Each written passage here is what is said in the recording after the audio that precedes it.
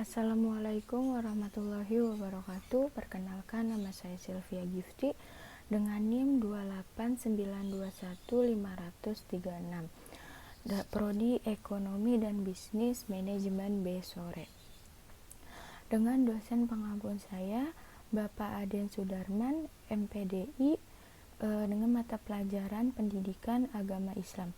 Baik, di sini saya akan mempresentasikan tugas ujian tengah semester yang berjudul Macam-macam ibadah ditinjau dari berbagai segi.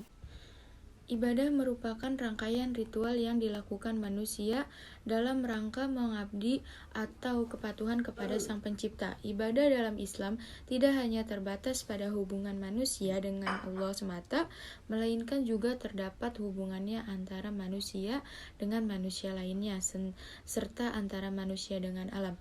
Ada dua pembagian ibadah dalam Islam, yaitu ibadah mahdah dan ibadah ghairu mahdah. Ibadah mahdah yaitu yang berhubungan dengan perjalanan syariat Islam yang terkandung dalam rukun Islam. Contoh ibadah mahdah yaitu puasa, zakat, dan haji. Sementara ibadah ghairu mahdah adalah ibadah yang dilaksanakan umat Islam dalam hubungannya dengan sesama manusia dan lingkungannya. Ibadah ghairu mahdah dikenal dengan ibadah muamalah.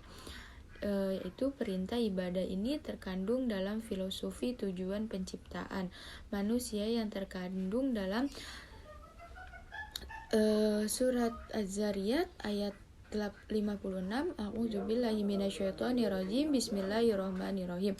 Wa ma khalaqtul jinna wal insa illa liya'budun, yang artinya, dan aku tidak menciptakan jin dan manusia melainkan supaya mereka mengabdi kepadaku.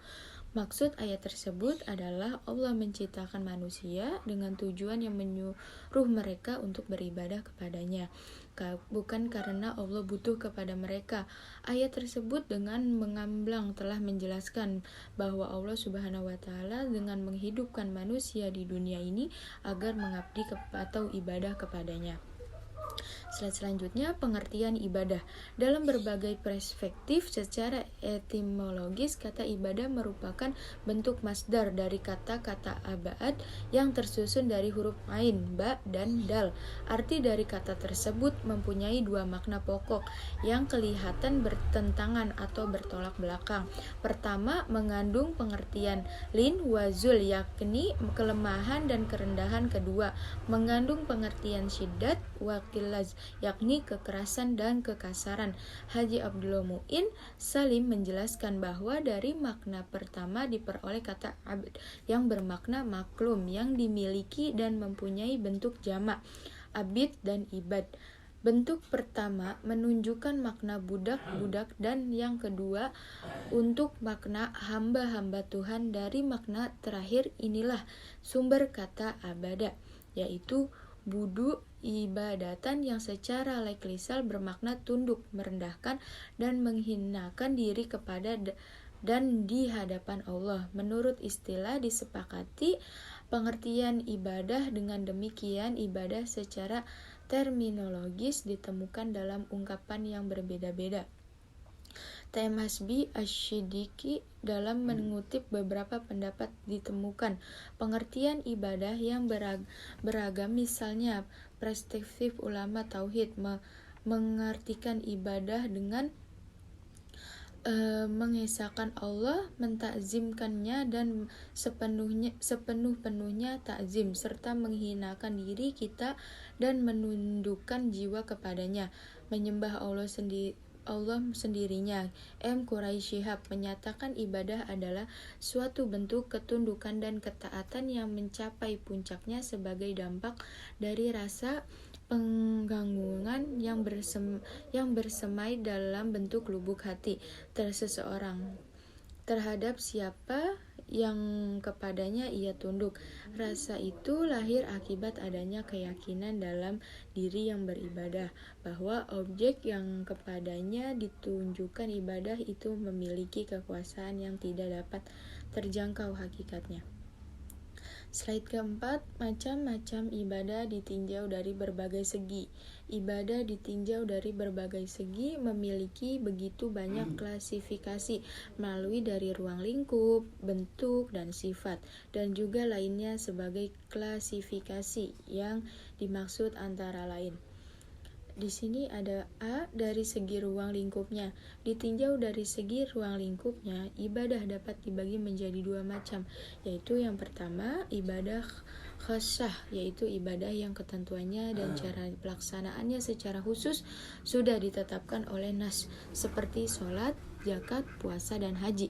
Dua, ibadah ammah, yaitu semua perbuatan baik yang dilakukan dengan niat baik dan semata-mata karena Allah Subhanahu wa taala, ikhlas seperti makna dan minum, bekerja, amar ma'ruf nahi munkar. B. Dari segi bentuk dan sifatnya. Ditinjau dari segi bentuk dan sifatnya, ibadah terbagi dalam 6 macam. Antara lain, yang pertama ibadah yang berupa perkataan dan ucapan lidah seperti tasbih, tahlil, dan tahmid, takbir, taslim, dan membaca doa. Dua, ibadah-ibadah berupa perbuatan seperti menolong orang, terus berjihad di jalan Allah Subhanahu wa taala, membela diri dari gangguan, menyelenggarakan mayat dan mandi. Tiga, ibadah-ibadah yang berupa menahan diri dari mengerjakan sesuatu pekerjaan, yaitu seperti ke dalam ibadah ini ibadah puasa, menahan diri dari makan, minum, dan dari segala yang merusak puasa. Yang keempat, ibadah-ibadah yang terdiri dari melakukan dan menahan diri dari suatu perbuatan seperti itikaf, duduk di rumah Allah. Yang keempat, mutlak, ibadah yang tidak terkait waktunya oleh syarat dengan sesuatu waktu yang terbatas seperti membayar kifarat, seperti hukuman bagi pelanggar sumpah. Dan yang kelima, muaqqat, yaitu ibadah yang dikaitkan oleh syarat dengan yang terbatas seperti sholat pada waktu subuh atau zuhur. 6. Muawasa, yaitu ibadah yang lebih luas waktunya dari yang diperluangkan untuk melaksanakan kewajiban yang dituntut pada waktu itu seperti sholat 5 waktu. Yang ketujuh, mudhayak mi'yar, yaitu ibadah yang waktunya sebanyak atau sepanjang fardu atau difardukan dalam waktu itu seperti puasa. Yang slide kelima, hikmah adanya ibadah. Ibadah berarti merendahkan diri, penyerahan diri, dan berbakti sepenuhnya. Jadi ibadah kepada Allah Subhanahu wa taala berarti menerima kesan dari sifat-sifat ilahi dan meresapkan serta mencerminkan sifat-sifat itu dalam dirinya sebagai bentuk pernyataan iman kepada tauhid ilahi yang diwujudkan dalam perbuatan dengan dalam keitaatannya dan penghikmatan hikmah ibadah meliputi syirik. Di sini hikmah ibadah satu, meliputi syirik. Wasjudu lillahilladzi khalaqhunna inna kuntum iyyahu ta'budun, dan melainkan bersujudlah kepada Allah yang telah menciptakan mereka jika benar-benar hanya kepadanya kamu menyembah. Hamim As-Sajadah ayat 38.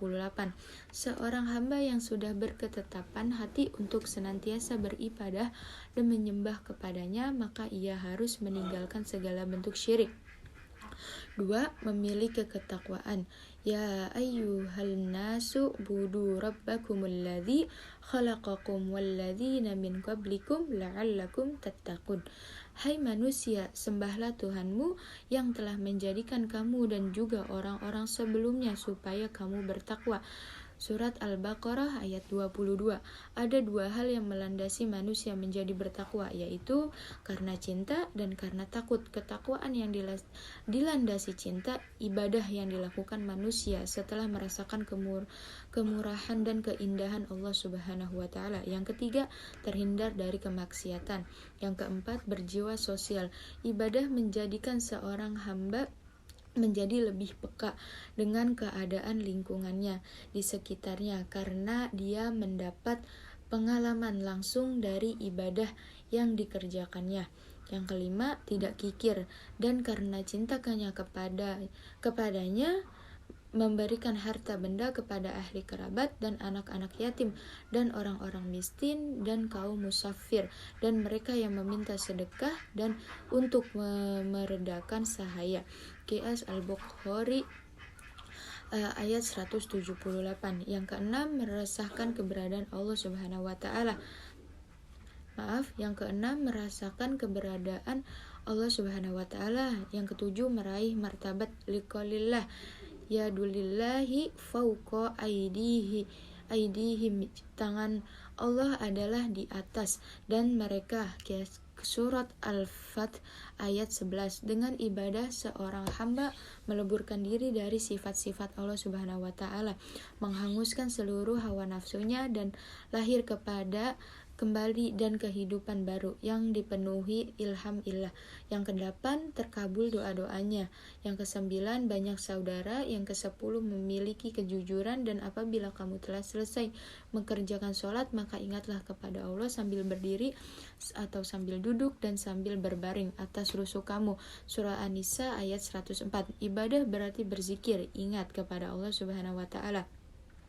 Yang ke-11, berhati ikhlas. Yang ke-12, memiliki kedisiplinan. Ibadah harus dilakukan dengan dawam atau rutin, khusyuk yang sempurna dan terjaga dan semangat. 13, sehat jasmani dan rohani. Hamba yang beribadah menjadikan gerakan sholat sebagai senamnya, puasa menjadi saran diet yang sehat, membaca Al-Quran sebagai sarana terapi kesehatan mata dan jiwa. Insya Allah hamba yang tekun dalam ibadah dikaruniakan kesehatannya. Selanjutnya, tujuan diciptakannya manusia di muka bumi ini, yaitu untuk beribadah kepadanya. Ibadah dalam pengertian yang komprehensif menurut Syekh Al-Islam Ibnu Taimiyah adalah sebuah nama yang mencakup segala sesuatu yang dicintai dan diridhoi oleh Allah Subhanahu wa taala, berupa perkataan atau perbuatan, baik amalan batin ataupun yang zahir, nyata. Adapun hakikatnya adalah yaitu 1. Ibadah adalah tujuan hidup kita. 2. Hakikat ibadah itu adalah melaksanakan apa yang Allah cintai dan ridhoi dengan penuh ketundukan dan kerendahan diri kepadanya. 3. Ibadah akan terwujud dengan cara melaksanakan perintah Allah dan meninggalkan larangannya. 4. Cinta bermaksud cinta kepada Allah dan Rasul-Nya yang mengandung makna mendahulukan kehendak Allah dan Rasul-Nya atas lainnya. Adapun tanda-tandanya mengikuti sunnah Rasulullah SAW. 5. Jihad di jalan Allah, yaitu berusaha sekuat tenaga untuk meraih segala sesuatu yang dicintai Allah. 6. Takut bermaksudnya tidak merasakan sedikit pun ketakutan kepada segala bentuk dan jenis makhluk melebihi ketakutannya kepada Allah Subhanahu wa taala.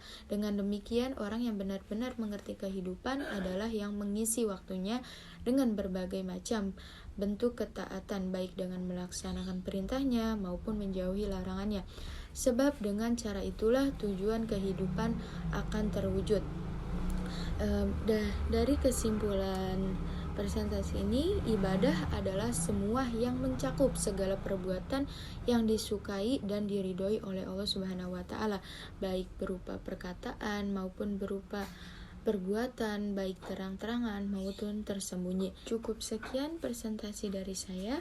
Apabila ada kata-kata yang salah atau kurang jelas dari penyebutan ayat ataupun yang lain, terima kasih. Wassalamualaikum warahmatullahi wabarakatuh.